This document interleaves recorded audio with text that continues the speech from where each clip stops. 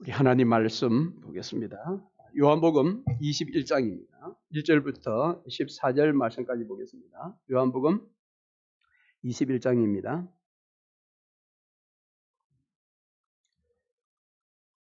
제가 봉독하겠습니다. 그 후에 예수께서 디베랴 호수에서 또 제자들에게 자기를 나타내셨으니 나타내신 일은 이러하니라. 시몬 베드로와 디두모라 하는 도마와 갈릴리 가나 사람 나다나엘과 세베대의 아들들과 또 다른 제자 둘이 함께 있더니 시몬 베드로가 나는 물고기 잡으러 가노라 하니 그들이 우리도 함께 가겠다 하고 나가서 배에 올랐으나 그날 밤에 아무것도 잡지 못하였더니 날이 새어갈 때에 예수께서 바닷가에 서셨으나 제자들이 예수이신 줄 알지 못하는지라. 예수께서 이르시되 얘들아 너희에게 고기가 있느냐 대답하되 없나이다. 이르시되 그물을 배 오른편에 던지라. 그리하면 잡으리라 하시니 이에 던졌더니 물고기가 많아 그물을 들 수 없더라. 예수께서 사랑하시는 그 제자가 베드로에게 이르되 주님이시라 하니 시몬 베드로가 벗고 있다가 주님이라 하는 말을 듣고 겉옷을 두른 후에 바다로 뛰어내리더라. 다른 제자들은 육지에서 거리가 불과 한 50칸쯤 되므로 작은 배를 타고 물고기 든 그물을 끌고 와서 육지에 올라보니 숯불이 있는데 그 위에 생선이 놓였고 떡도 있더라. 예수께서 이르시되 지금 잡은 생선을 좀 가져오라 하시니 시몬 베드로가 올라가서 그물을 육지에 끌어올리니 가득히 찬 큰 물고기가 153마리라. 이같이 많으나 그물이 찢어지지 아니하였더라. 예수께서 이르시되 와서 조반을 먹으라 하시니 제자들이 주님이신 줄을 아는 고로 당신이 누구냐 감히 묻는 자가 없더라. 예수께서 가셔서 떡을 가져다가 그들에게 주시고 생선도 그와 같이 하시니라. 이것은 예수께서 죽은 자 가운데서 살아나신 후에 세 번째로 제자들에게 나타나신 것이라.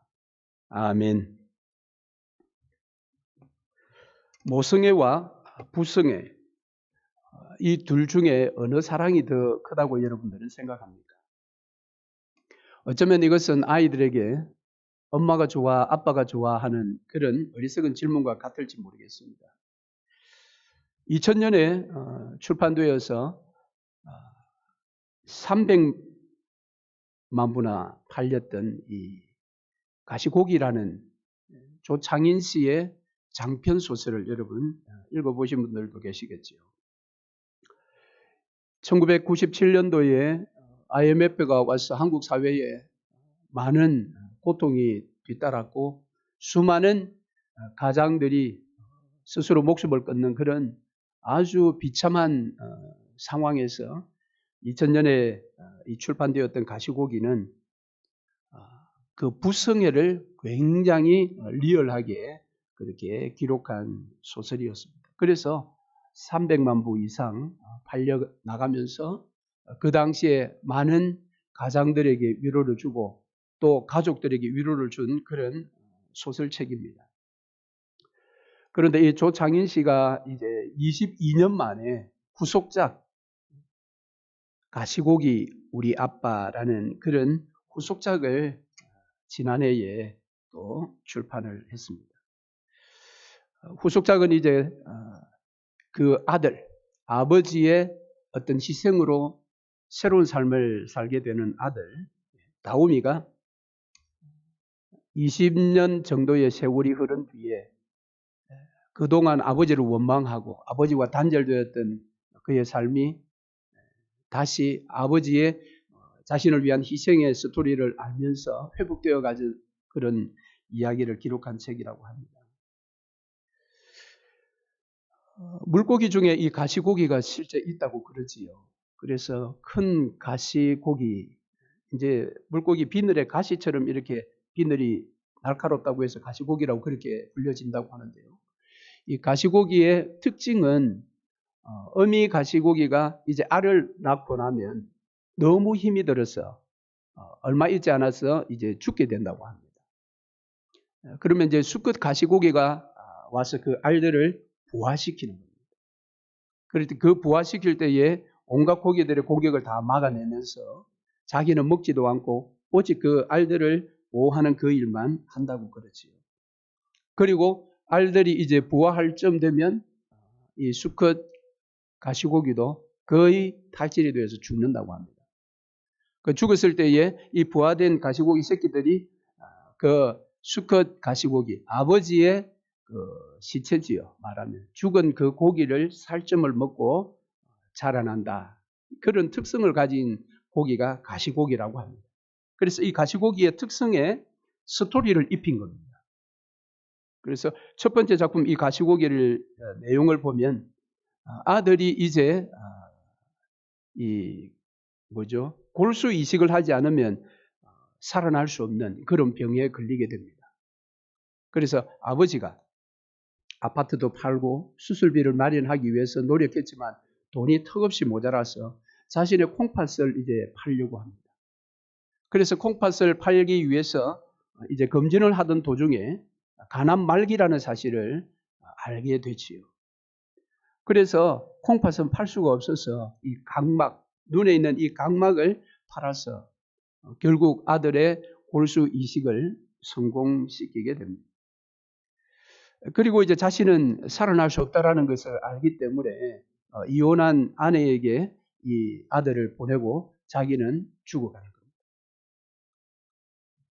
그것이 이제 가시고기의 전편의 내용이고, 그렇게 이혼한 어머니, 프랑스에 살고 있는 어머니에게 아들 9살 난 아들이 이식 수술에 성공해서 이제 회복이 돼서 갔다가 20년 만에 한국에 다시 이제 돌아와서 그동안에 자기가 원망하고 단절되었던 아버지가 어떻게 자기를 위해서 희생을 했는지 이야기를 들으면서 이제 그 다오미가 회복되어 가는 게 이제 후속편의 내용이라고 하는데, 여러분 혹시 구할 수 있으면 가시고기 우리 아빠 후속편을 한번 구해서 읽어보시면 좋겠어요.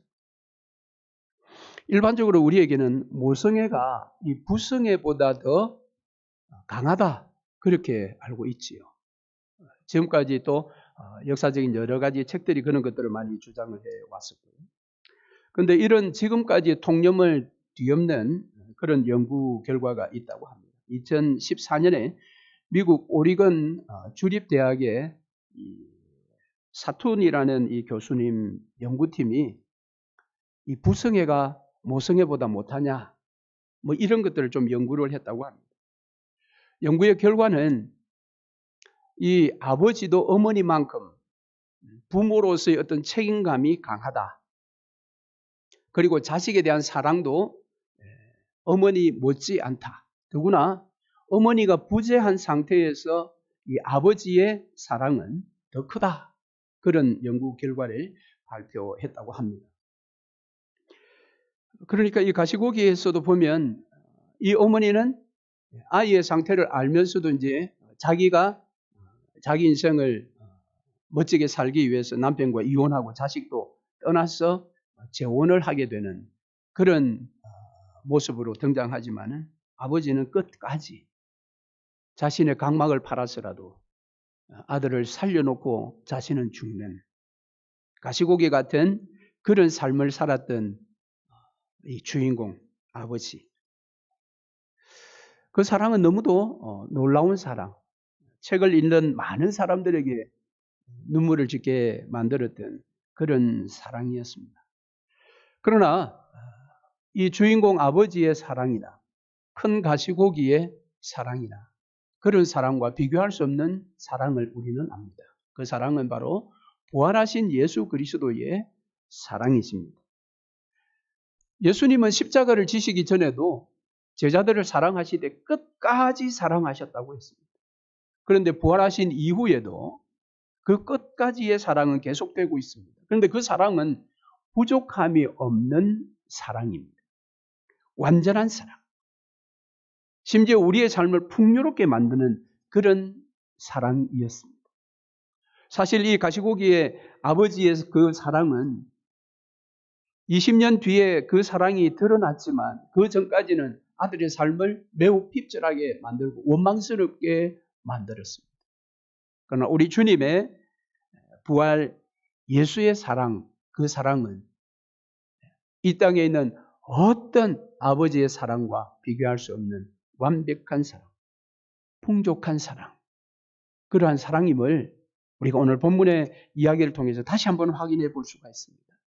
그래서 부활하신 예수 그리스도의 그 사랑을 오늘 다시 한번 확인함으로 우리의 삶이 더욱더 풍요로워지는 복된 시간 되기를 바랍니다.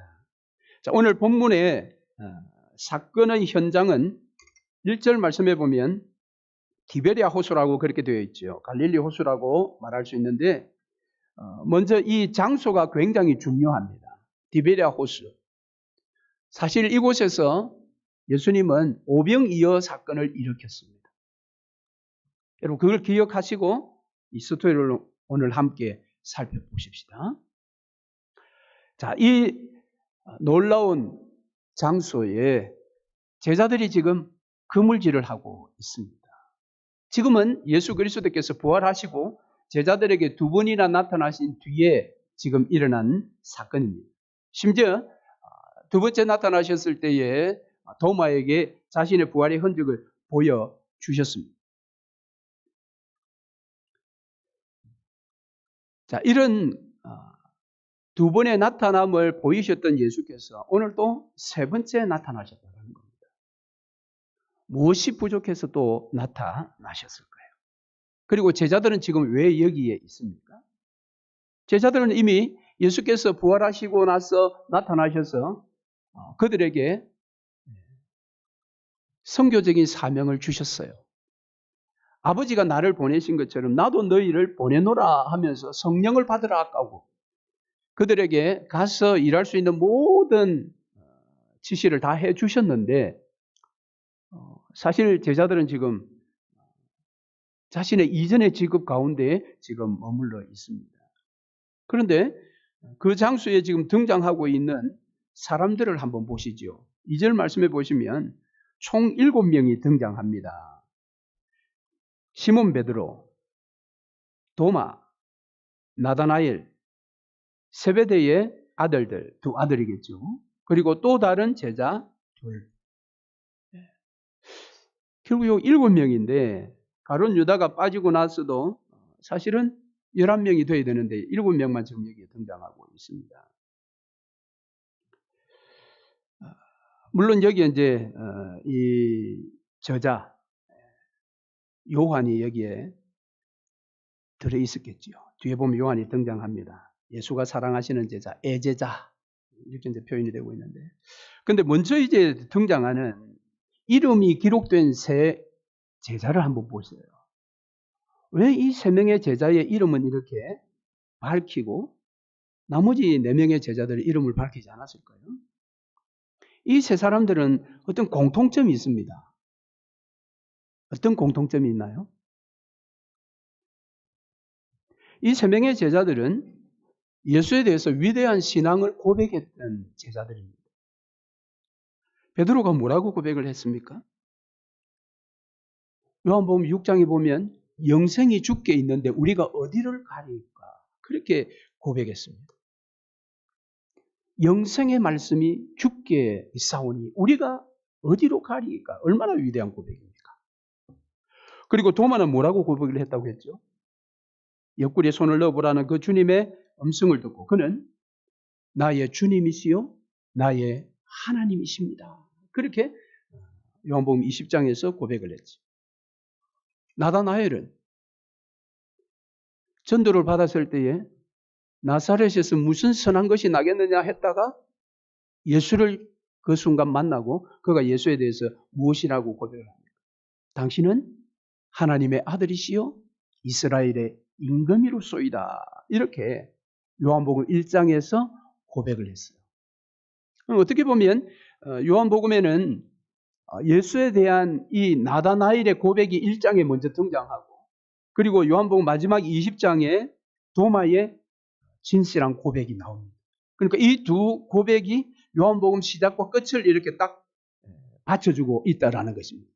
그러니까 요한이 예수가 바로 하나님의 아들 메시아라는 사실을 요한복음 1장부터 21장까지 주장하기 위해서 사용했던 이 놀라운 어떤 뭐죠?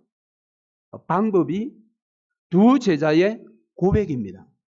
그리고 중간에 베드로가 영생이 주께 있다라는 고백을 중간에 하게 그렇게 만들어 놓았다라는 겁니다.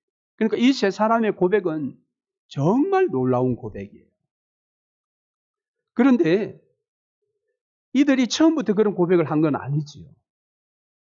다 불완전한 상태. 나다나엘은 나사렛에서 무슨 선한 것이. 도마는 내가 만져보거나 보지 않고는 믿지 않겠다. 부활한 예수를 만났다라고 제자들이 다 말했는데도 믿지 않았던 불완전한 그런 상태에서 위대한 고백을 하게 된 사람들. 그러니까 보통 인물이 아니지요. 왜 이 세 사람을 요한이 여기에 이름을 기록하며 등장시켰느냐. 그들의 한 고백과 그들의 삶의 분리를 여기에서 우리에게 보여주고자 합니다. 그들이 위대한 고백을 했지만 그들의 삶은 지금 어떤 삶입니까? 예수가 없는 삶이라는 겁니다. 예수님이 지금 함께 하지 않습니다. 후반 부분에 예수님께서 함께 하시죠. 고백과 삶의 이 분리된 상태, 그 분리된 상태의 그들의 모습을 오늘 여기에서 요한이 보여주고자 합니다. 고백과 삶이 분리된 상태, 그 상태는 빈배 인생입니다. 빈 그물 인생이 되는 것입니다. 물론 여기에서 이제 그들이 20장에서 사명을 받았음에도 불구하고 고향 갈릴리로 가서 옛날의 직업 그물질을 하고 있다. 이것 때문에 수많은 학자들이 이들을 비난했습니다. 심지어는 그들이 배교적인 지금 행위를 하고 있다. 이렇게 해석한 학자들도 엄청 많았습니다. 그러나 실제 이들이 열방으로 그렇게 달려가지 않고 고향 갈릴리로 지금 돌아간 것은 예수님의 지시에 대한 순종이었습니다. 마가복음 14장 28절에 보면 예수께서 마지막 날 만찬을 하시고 감람산으로 가시면서 제자들에게 뭐라고 이야기했냐면 내가 살아난 후에 너희보다 먼저 갈릴리로 가리라 그랬습니다. 이 말은 내가 십자가를 진 뒤에 부활할 것인데 부활한 뒤에 너희들 갈릴리에서 나를 보자 이렇게 말씀하신 거예요. 그 말씀에 제자들이 순종해서 갈릴리로 간 것입니다. 갔는데 예수가 나타나지를 않는 거죠. 부활의 예수가. 두 번이나 나타나신 예수께서 나타나지 않으니까 멍하게 기다릴 수는 없는 것 아니겠어요? 그래서 그들이 옛날에 했던 그 일을 지금 하는 겁니다.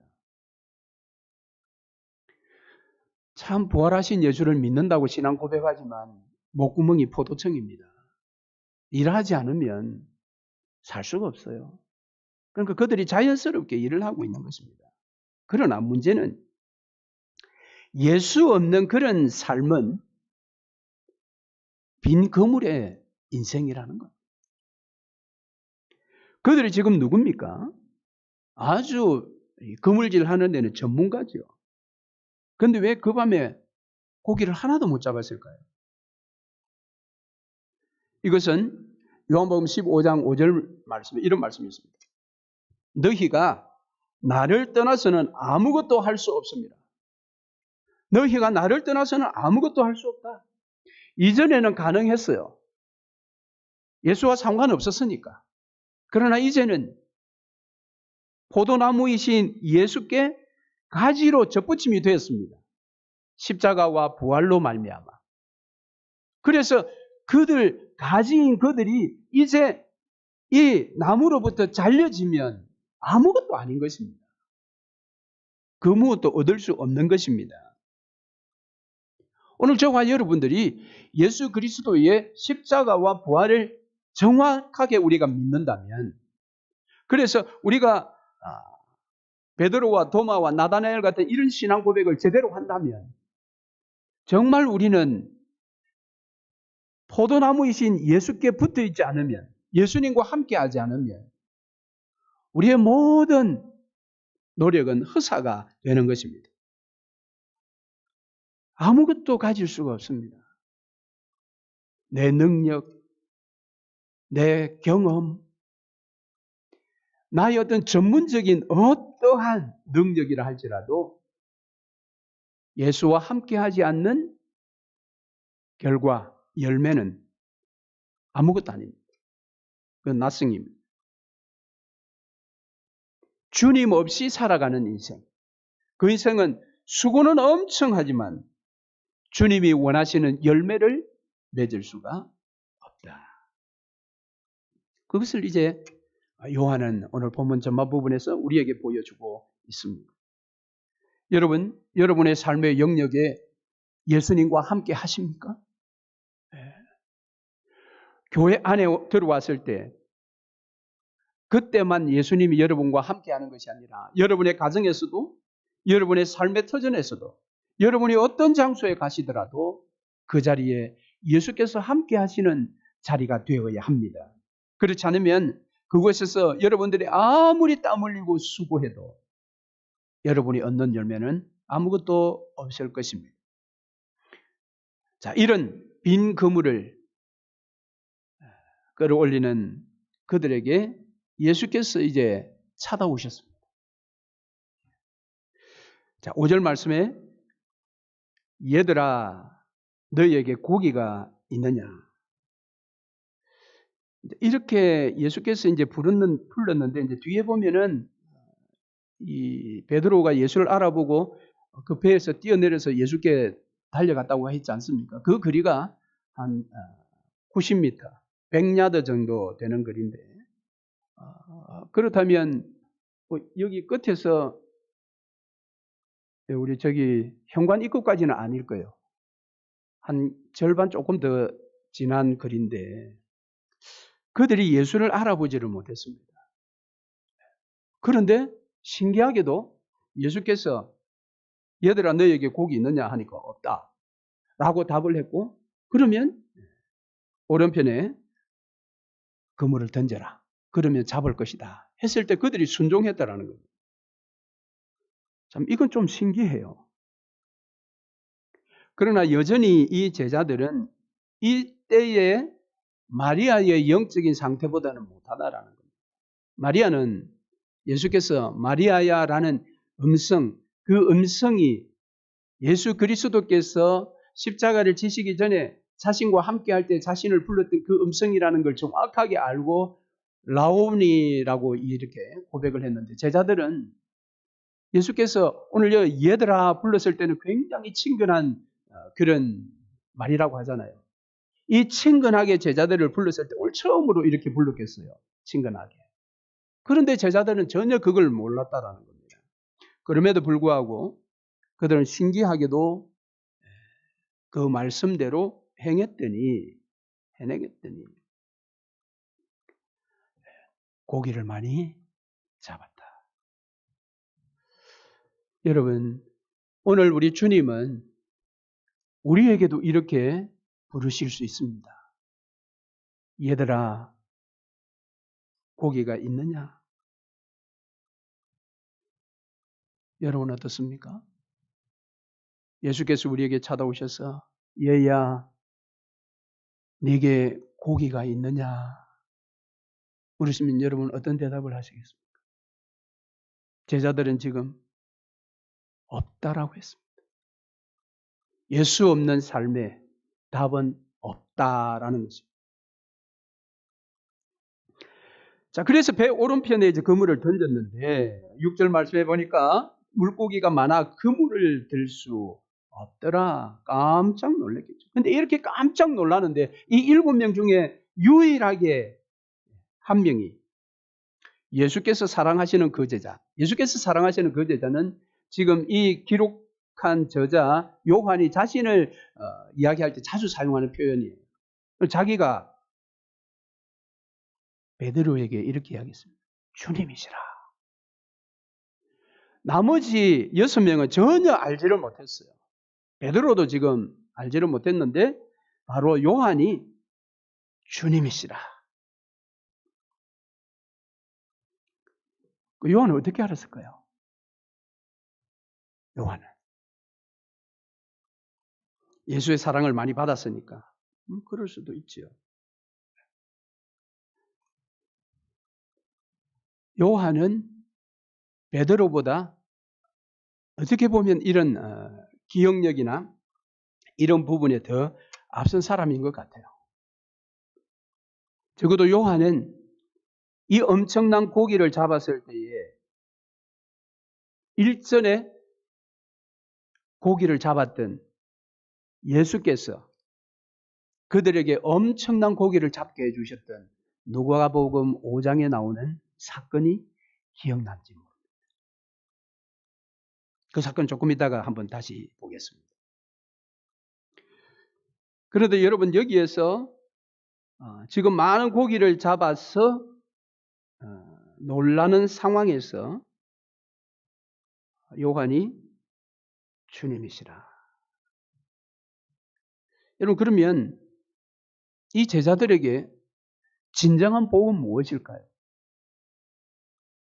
오늘 여기에서 우리는 쉽게 오늘 여기 엄청 많은 고기를 잡은 것이 부활 예수로 말미암아 얻은 복이다 이렇게 생각할 수 있습니다. 맞습니다. 그것도 복이 맞습니다. 그러나 이들에게 진정한 복은 부활하신 예수를 발견했다는 무엇을 통해? 엄청난 고기를 잡는 이 사건을 통해 부활 예수를 발견한 거예요. 이게 그들에게 있어서 최고의 복입니다. 그래서 주님이시라라는 이야기를 듣고 베드로가 바로 바다에 뛰어내립니다. 물론 뭐 거기에 겉옷을 두르고 뭐 이렇게 되어 있습니다만은 왜 겉옷을 둘렀을까? 물속에 뛰어들 거면서. 어쨌든 베드로가 제일 먼저 반응을 보입니다. 이게 이제 베드로의 장점이지요.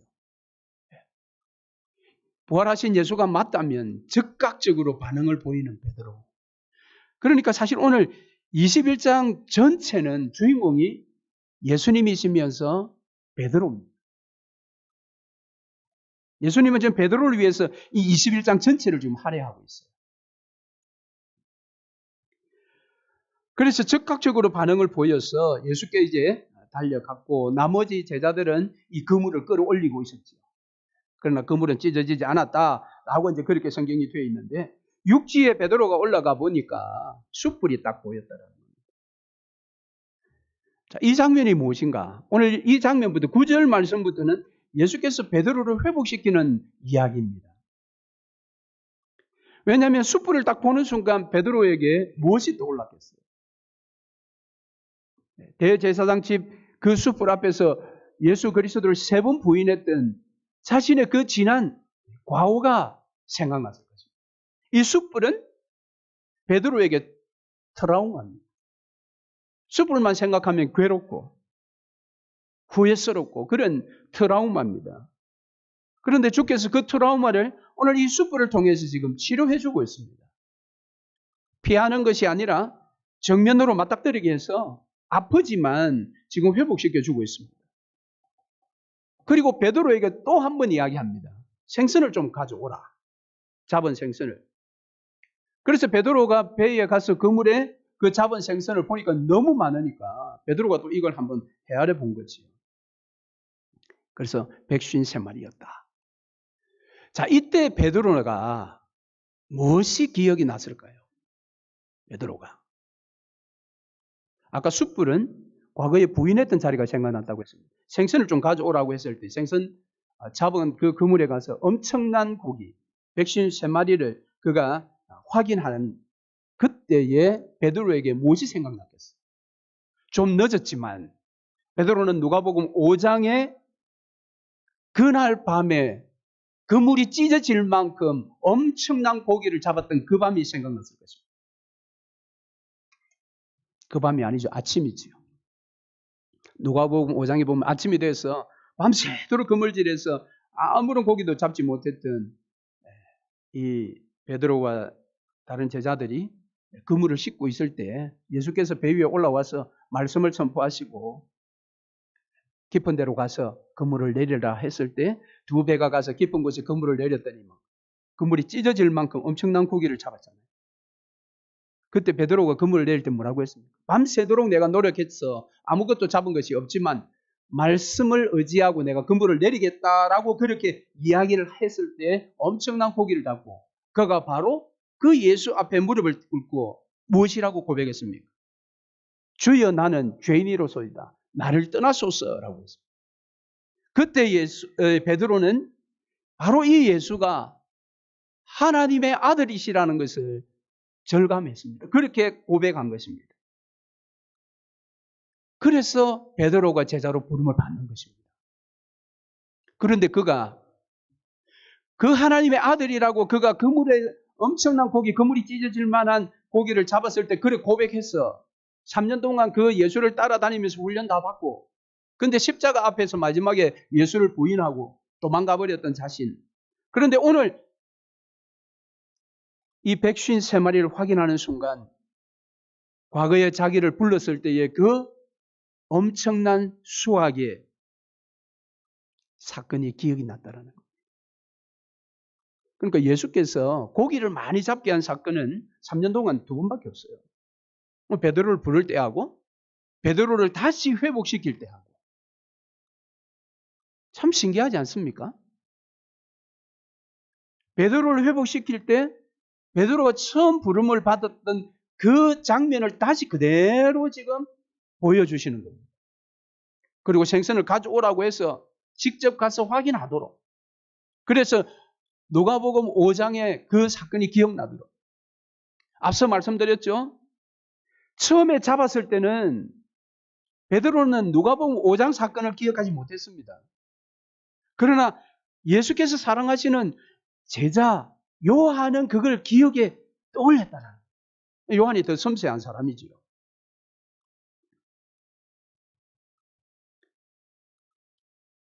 예수께서 이제 베드로를 완전히 회복시켜 주십니다. 그리고 그에게 떡과 생선으로 그를 먹이십니다. 아까 떡과 생선, 이 디베랴 바다에서 아까 무슨 일이 있었다고요? 오병이어. 거기도 떡과 생선이 등장했습니다. 동일한 장소에서 다시 한번 오병이어의 그런 교훈을 다시 주시는 것입니다. 부활하신 예수는 십자가를 지시기 전에도 너희의 먹는 것을 공급해 주신 분이시지만 부활하신 이후에도 너희의 필요를 공급하고 너희의 양식을 제공하는 분이다라는 것을 오늘 예수께서 다시 한번 보여주시는 것입니다. 여러분 엠마오로 가는 두 제자에게 예수께서 성찬식을 통해서 그들의 눈을 밝혀주지 않았습니까? 그렇습니다. 부활하신 예수님은 이처럼 오늘 우리에게 필요한 것을 공급하실 뿐만 아니라 우리를 먹이심으로 말미암아 우리의 눈이 열려지기를 원하고 계시는 분이십니다. 하나님은 우리 인간을 종을 부리듯이 그래서 창조주의 권리만을 주장하시는 분이 아닙니다. 오히려 낮은 인간의 자리에 오셔서 인간을 섬기시고 인간에게 필요한 것을 공급하시고 인간에게 풍요를 제공하시는 분이 우리 부활하신 주님이십니다. 그래서 그것을 경험함으로 말미암아 모든 인생들이 예수 그리스도께 찬양과 영광을 올려드릴 수 있도록. 일찍이 예수님은 산상수훈에서 이런 말씀을 하셨죠. 마태복음 6장 31절. 그러므로 염려하여 이르기를 무엇을 먹을까 무엇을 마실까 무엇을 입을까 하지 말라. 이는 다 이방인들이 구하는 것이라 너희 하늘 아버지께서 이 모든 것이 너희에게 있어야 할 줄을 아시느니라. 우리에게 있어야 할 것을 아실 뿐만 아니라 그것을 공급해 주시는 하늘 아버지. 그분이 부활하신 예수님이십니다. 그래서 베드로에게 또 다른 제자들에게 와서 조반을 먹으라. 할렐루야.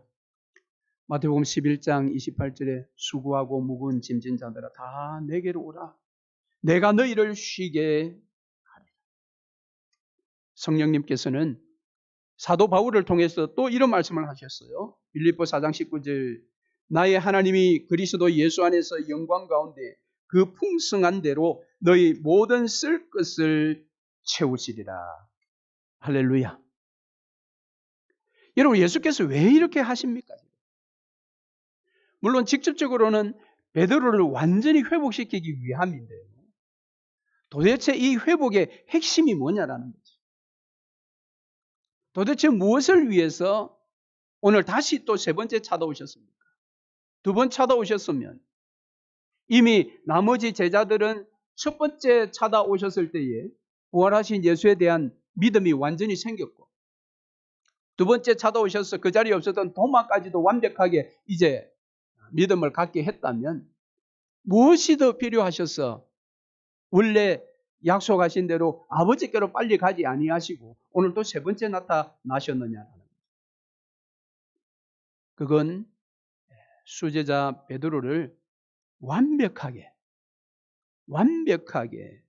회복시키기 위함이기도 합니다만은 오늘 전체적으로 보면 이 7명의 제자들에게 누가 이제 무엇이라고 해도 예수는 부활하셨다, 다시 살아나셨다, 그리고 우리를 먹이시고 우리를 풍요롭게 하시는 분이시다라는 것을 확신시켜주기 위해서, 그 마지막 방점을 찍기 위해서. 그래서 오늘 본문 여러분 4절을 한번 보시죠. 4절에 날이 새어갈 때에 예수께서 바닷가에 서셨으나 제자들이 예수이신 줄 알지 못하는지라. 그리고 7절에 예수께서 사랑하시는 그 제자가 베드로에게 이르되 주님이시라 하니 시몬 베드로가 벗고 있다가 주님이라 하는 말을 듣고, 그 다음 12절 말씀, 예수께서 이르시되 와서 조반을 먹으라 하시니 제자들이 주님이신 줄 아는 고로 당신이 누구냐 감히 묻는 자가 없더라. 지금 여기 이제 4절에서 예수라는 말은 그냥 갈릴리 예수입니다. 부활하시기 전에 예수. 그러나 7절과 12절은 부활하신 예수, 그리스도라는, 주라는 그런 단어입니다. 그러니까 이 헬라 원문에 4절에 예수라는 단어와 7절 12절에 주라는, 주님이라는 이 단어가 다른 단어입니다. 다른 단어다라는 게 무엇인가 하면 앞에 4절에서는 갈릴리 랍비로서의 예수,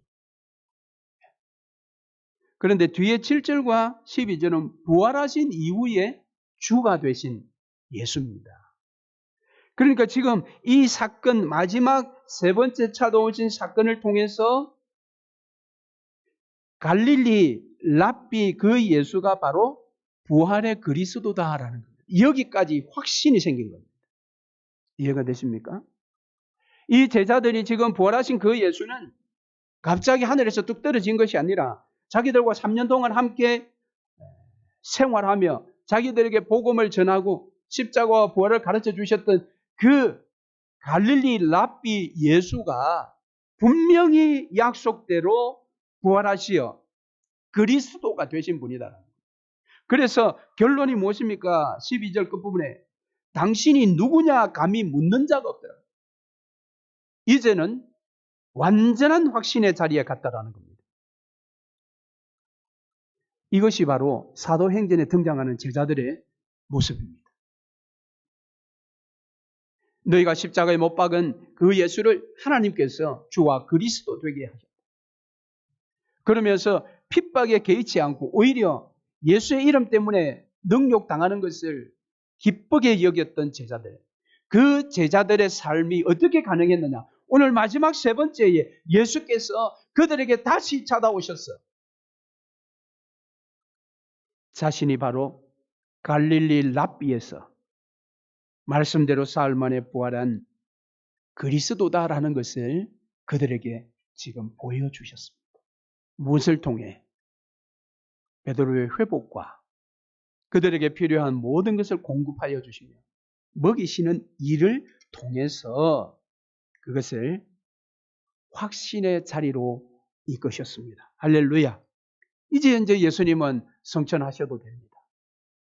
이 제자들, 즉 놀라운 신앙의 고백을 했던 그 신앙의 고백과 이제는 부활의 그리스도를 전하는 삶이 완전히 이제 하나가 되는 그런 단계로 이 제자들이 나아갈 수 있도록 만들어 주셨기 때문에 이제는 얼마든지 아버지께로 올라가실 수 있는 상태가 된 것입니다.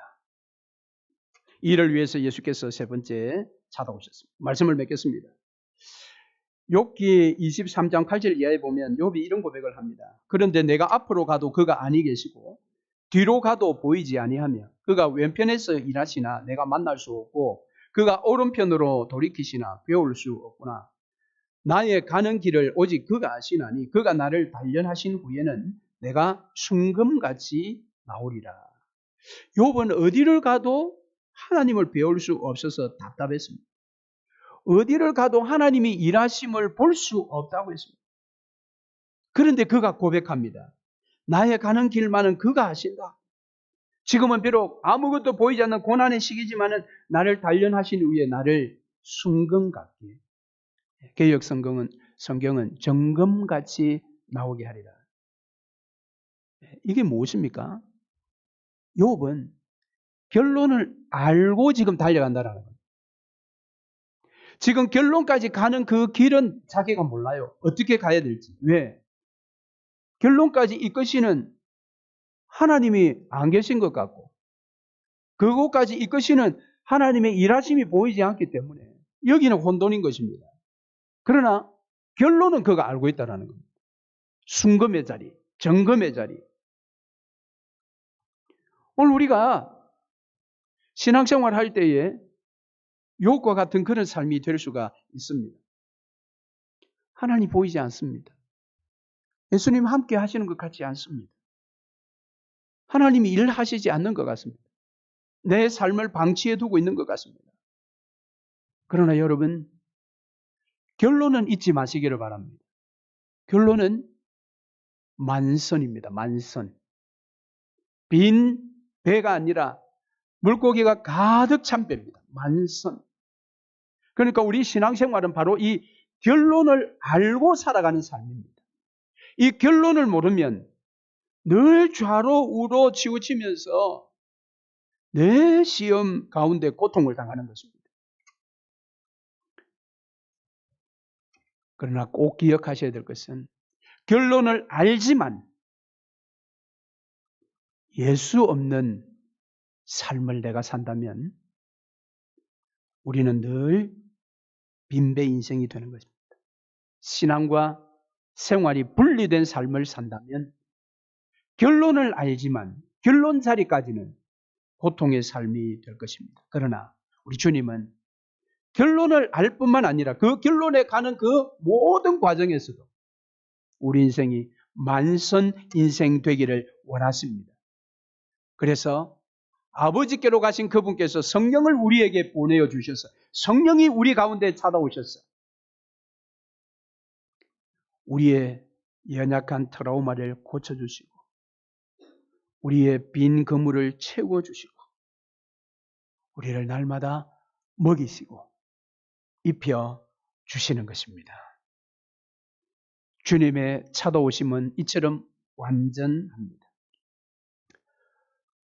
부활하신 예수가 제자들에게 세 번 찾아간 것처럼 오늘 우리에게 성령 하나님께서 날마다 우리에게 찾아오셔서 우리와 함께 하심을 여러분 믿으시고 이번 한 주간 부활 예수께서 보내신 성령님과 함께 하시는 복된 한 주간 되시기를 주의 이름으로 축원합니다. 아멘.